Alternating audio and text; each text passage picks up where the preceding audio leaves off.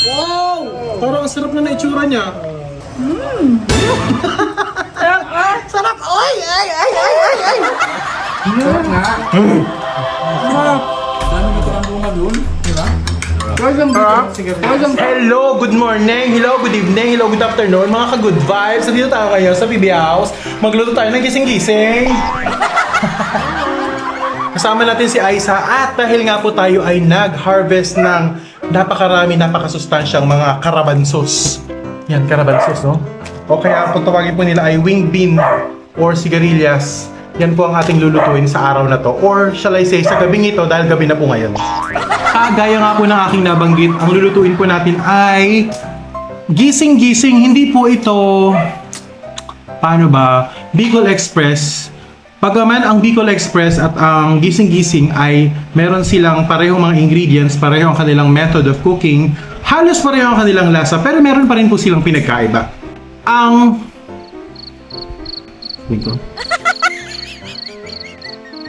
Ang Bicol Express ay ginataang karne din po siya na maanghang, pero ang focus po niya ay nasa karne. So ibig sabihin, mas marami po ang sahog na karne niya kumpara po sa gagawin natin tonight, which is ang gising-gising, dahil ang gising-gising po ay nakafocus sa kanyang gulay. Meaning to say, mas masagana, mas maraming sahog, at mas masangkap talaga ang mga gulay na isasahog natin sa gising-gising. At kaunti lang yung karne. Yun po pinagkaiba nilang dalawa, no? And for tonight, ang napili nga po nating gulay ay ang matagal na nating pinapalaki. Thank you again. Shout out kina Junjun at kina Melvin sa pagpapalaki ng ating mga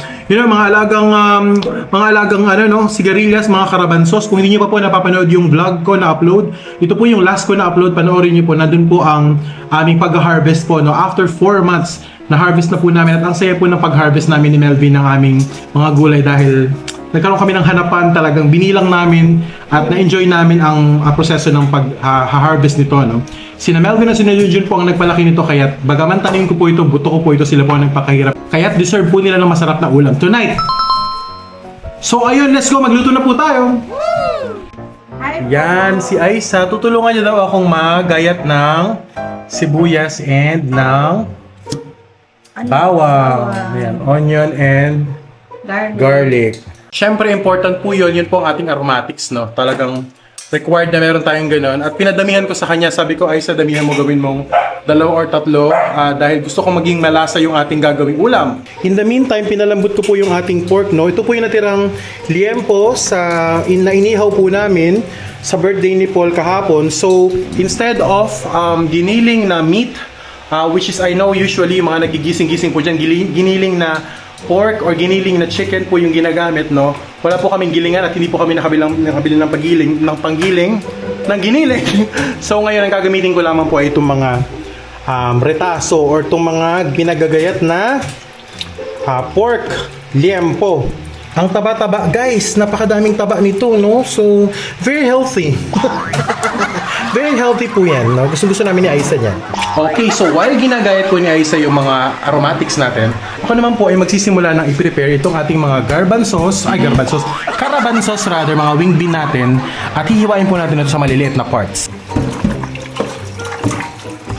Hugasan muna natin maigi, kasi nakadikit pa yung mga pinagbulaklakan nila, yung mga lumang bulaklak doon sa pinakadulo, at mamaya po ikakat po natin yan. Make sure lang na malinis kasi baka may mga insekto pa at syempre mga alikabok. Hugasan natin. Binilang ko po yan, 25 strings po. 25 lang, no? Actually, konti lang po yun kasi 8 kami dito sa bahay. Pero pagkakasyahin po natin yan. Anuhin po natin yan. May make sure po natin na masarap pa rin yan. Ayan, tinutulungan po ako ni Aisa. Nagagayat siya ng sibuyas and onion. Plus, sabi ko po, dagdagan niya na rin. Lagyan niya na rin po ng ginger. Kasi po, mas malasa po yun. And then, yung mga iba po nating ingredients dito, magic sarap. Yan yung po yung daya natin. Meron po tayong sili. Yan. Yan po pampanghang natin.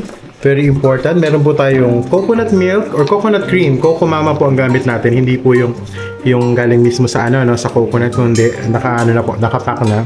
And then, hindi po yan. And then po, ito very important, alamang po, bagoong alamang na matamis.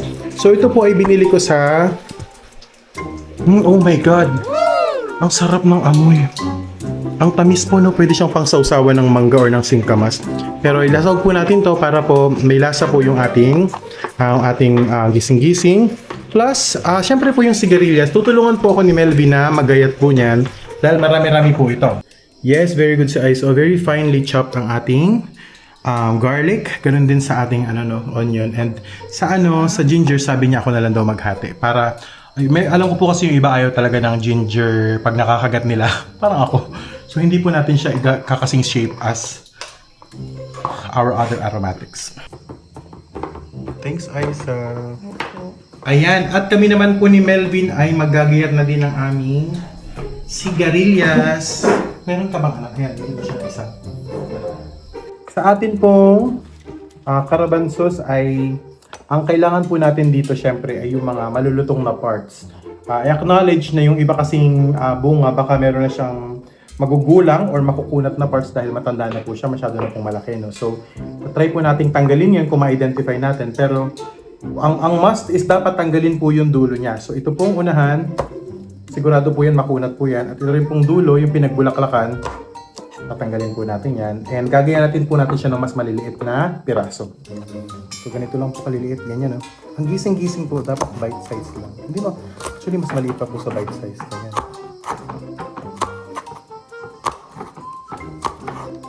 Yan, kita nyo po yan. So, diba po? Ganyan lang po kaliliit ang ating piraso ng wing bean na gagawin. At gagawin na po namin yan ni Melvin.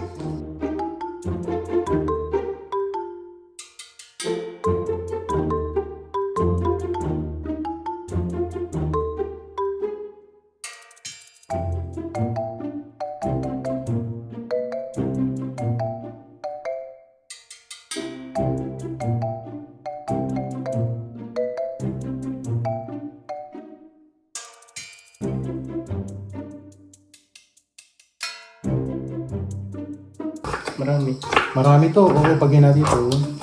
Actually, Melvin, mararamdaman mo naman kapag makunat yung part. Like ito tulad nito, ang kunat. So, itong kunat na yan, tanggalin mo yung ganyan. Yung pinaka-skeleton niya kung kaya mo. Yan. Kasi pag mamaya yan, pag niluto natin at nanguya nila, buo-buo yan. Yes. Parang magulang. Medyo magulang. Ito, tulad nito, magulang. Medyo ano siya, makulat. So, hindi ko na. Ito po, yung mga medyo maiitim na, medyo magulang na po yan. So, yung malulutong talaga ito, like ito, very green na green. So, yan talaga ang nandiyan ang maraming sustansya.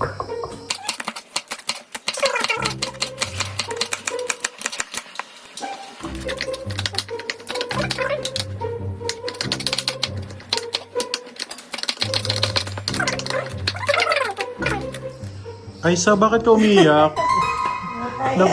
Napaiyak natin sa Aisa. Napapapigil siya. Kaya pala siya napatayo. Oh, yun. So, pwede mo siyang takpan or something. Ay, lili pa rin yung ano natin. Dito na lang yung basura. Yan, dyan. Yung basura doon. Sa lalagyan na yun.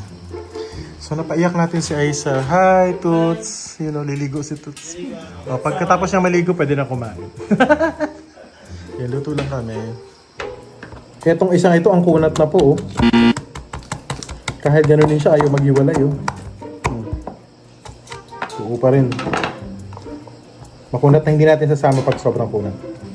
Sabay mo na rin yung silivin. Ano pa yung... Siguro, yung cut lang na parang ano lang, sitaw cut. Kung wala po kayong, ay grabe, kakapaligo ko lang pawis na lang. Kung wala po silang sigarilyas, pwede naman po ang sitaw sa gising-gising. Marami na po akong putahe na tikman na gising-gising na sitaw po ang ginamit. Pero this time, bilang meron nga po tayong sigarilyas at available po sa PB Gardens, kaya po itong aming ginamit. So feel free to use your own alternative. Ayan, na-chop na po namin lahat ng mga vegetables and mga aromatics. So dito na po tayo, lipat po tayo sa sa kusina. I mean sa lutuan. Kukunin po natin ang mantika ng ating paggigisahan dito sa taba ng pork. Again, wala po akong giniling. So, gagamitin ko po itong mga liempo-liempo part, no? So, mamantikain natin to. At medyo malalaki siya actually. So, baka pwede ko pa itong paliitin, no? Teka lang, papaliitin ko ng konti. Medyo malalaki pala siya. Hindi ko pala na-realize.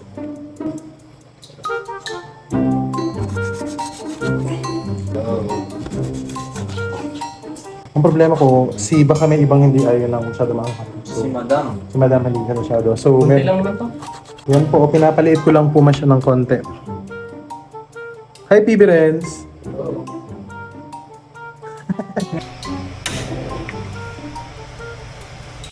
Lagyan na po natin itong mga taba. Actually, pwede na siyang ilahat. Magmamantika na yan.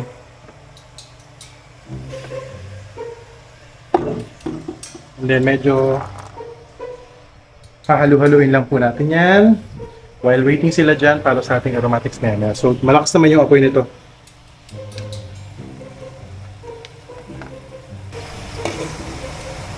Ayan. Medyo pa lang. Nagmamantika siya. Pero it takes a while bago po lumabas yung mga mantika niya.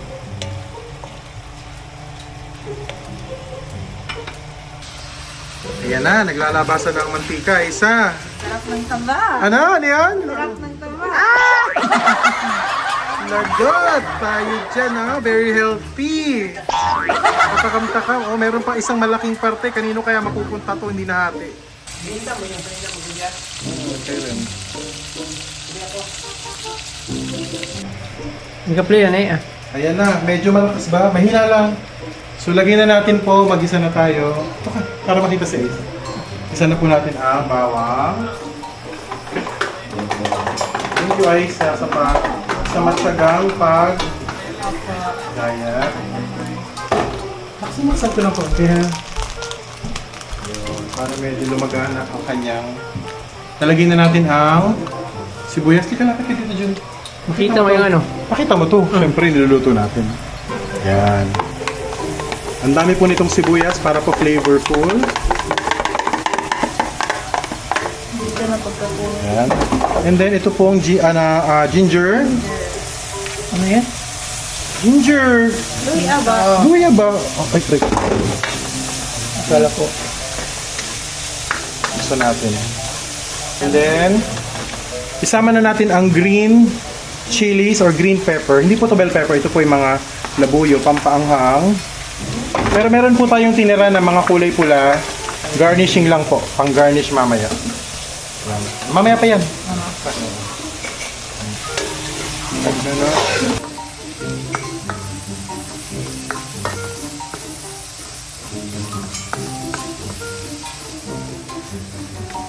Tinutulungan ako ni Aisa na magluto para next time siya na ang magluluto. Ito po. Itinabi ko lang po yung mga pork pero hindi pa po yan luto. Ayoko lang pong masunog yung labas niya.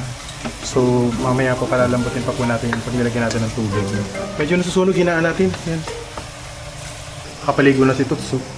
Kaya, hello po mga kababayan, magandang gabi. Ako po yung nanonood ngayon ng kanilang pagluluto. Yeah. At tinuturuan si Chef Aisa. Si Chef Aisa, malay nyo naman. Siya na Maging chef susunod. din yun. Tingin niya rin ako para marunong. Ay, si Chef Junjun din. Junjun TV. So, yan. Talaga yan. Yun.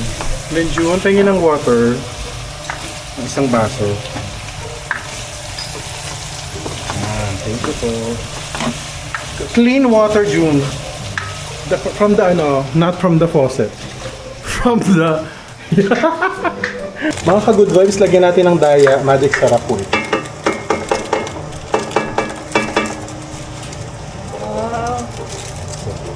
Ito mga good vibes. Yan. Kaya sige po. Sige lang. Ipayanta po, sige lang. Bakit naman cold?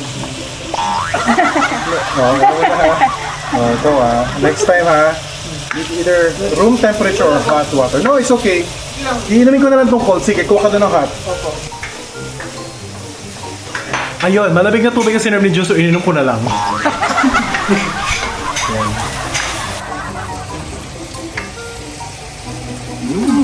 Bango ay. Yeah, okay. Oh my God, ang init. Pawisan na po kaming tatlo. Kahit may ventilador tayo dito, mainit pa rin. So sabi ko, June, lagyan niya na ng tubig. Lagay mo yan. Sige. Lagyan mo yan, Jun. Kasi, papalambutin natin ang sigarilyas dyan. Maya. Jun, sige, bawas mo lahat. Bawas mo lahat. Yan. Kulang pa yan, Jun. Isa pa. Okay na yan. So, yan. So, okay na yan. Kahit hindi mo nahaluin yan, kasi magsisimmer tayo ng sigarilyas. Maya. Patis flavor. Sige, Jun, kuha ka patis. We can either put some salt, a lot of salt, or patis kasi parehas naman silang maaalat, no? Sige, lagyan natin ng konting salt. Konti lang. And then patis, konti lang. Jun, wait lang. Bago mo lagay, dito mo lagay. Tama na.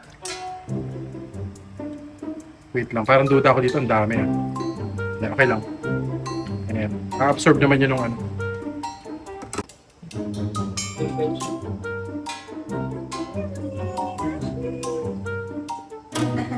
Hindi ba po ang sabi ko kapag kagising-gising, mas heavy dapat siya sa gulay. Yan po yung pinakaiba nila ng Bicol Express. Pero yung ating pong gulay, meron kaming mga reject. So, siguro mga around 22 strings lang po yung nagawa namin. Ito po yun.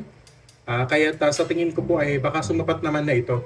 So, parang nangyari, naging equal lang yung dami ng gulay at nung pork namin.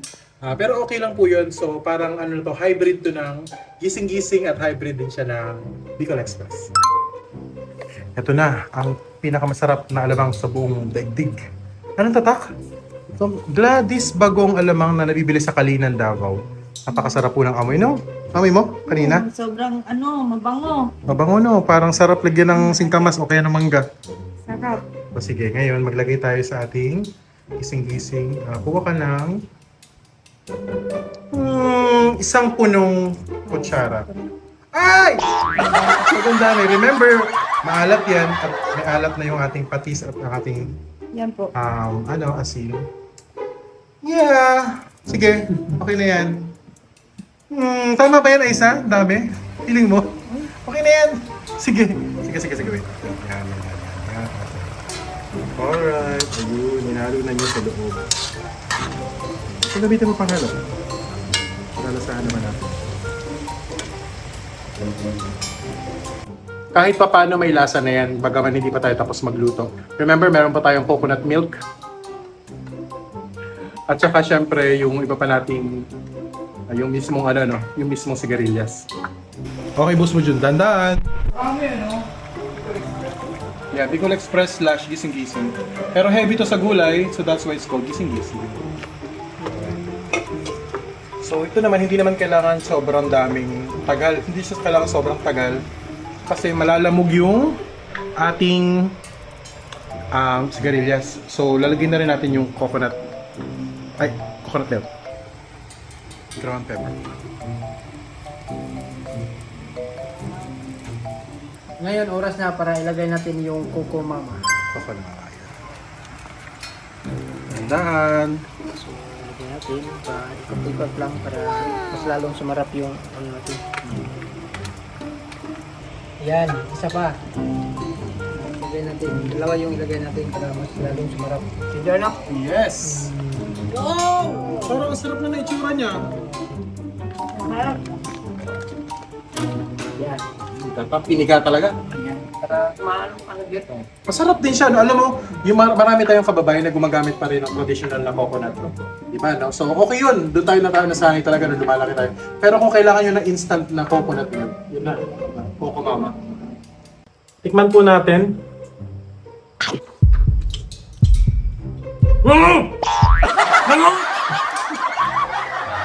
Kasi isa naman titikim. Lagyan mo ng lagyan mo dyan. Dito ka na sumalok. Gamitin mo na yan pagsalok kasi malinis naman. Opo. Kuha ka ng konting gulay at saka ng sample na pork. Init. Ito na yung gamitin mo. Init. Yan. O kahit yan na lang muna. Sabaw. Yan. Iba mo. Okay na yan. Diretso na yan. Di ba nahihip-hip?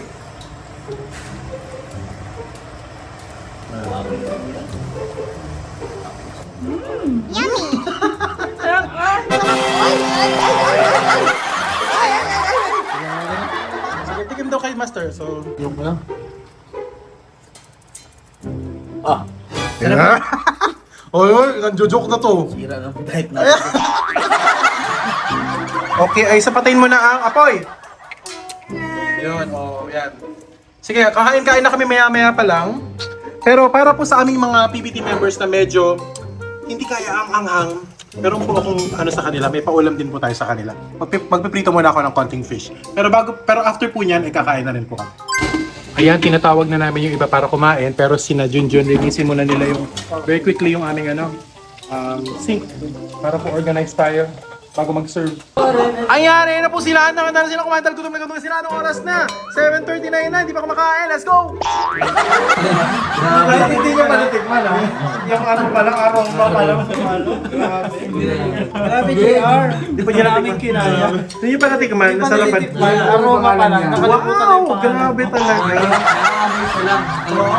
Ay, grabe. Uy! Ayan. Malutong pa? Malutong? Malutong pa rin? Kung ayaw nyo ng sobrang anghang, meron po tayong pritong isda. Ano yung sabihin ko? Kasi baka ayaw nyo ng anghang. Uy. Sige, tignan natin kung magugustuhan nila.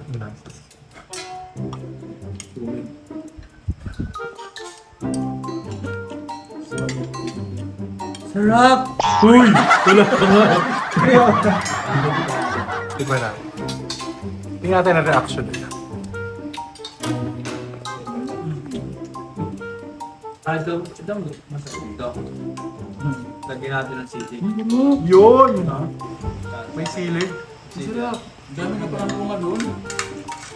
Nagbibot na sila. Parang Bicol Express na... Na heavy sa gulay. Sarapan sila, no? Sarap nga. Isa-isa kasi nagluto niyan. Okay na, tama na ang bulahan. Yun lang po, kakain na po kami. Mukhang nasarapan naman sila. Sarap! Yun. Super. Okay, at kakain na po kami. Hamalaway, masarap din po ang inyong ulam ngayon. Goodbye, PB Team supporters! Bye-bye! Bye! Sarap!